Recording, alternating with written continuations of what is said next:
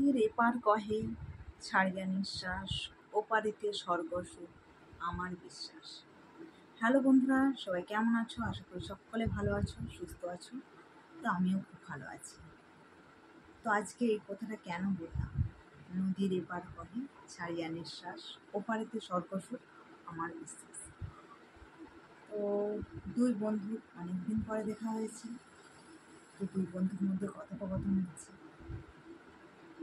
এক বন্ধু অপর বন্ধুকে বলছে, জানিস বন্ধু, আমি না বৈবাহিক জীবনে ততটা সুখী না। আমার স্ত্রী আমার কোনো কথাই শোনে না, আমাকে এতটুকু বোঝে না। তখন অপর বন্ধুটা ভাবছে, আমি তো ভাবতাম ও খুব সুখী, আমারই খুব কষ্ট। গ্রামের বন্ধু ভাবছে ও চাকরি করে, প্রচুর টাকা ইনকাম করে, ও খুব সুখী আছে।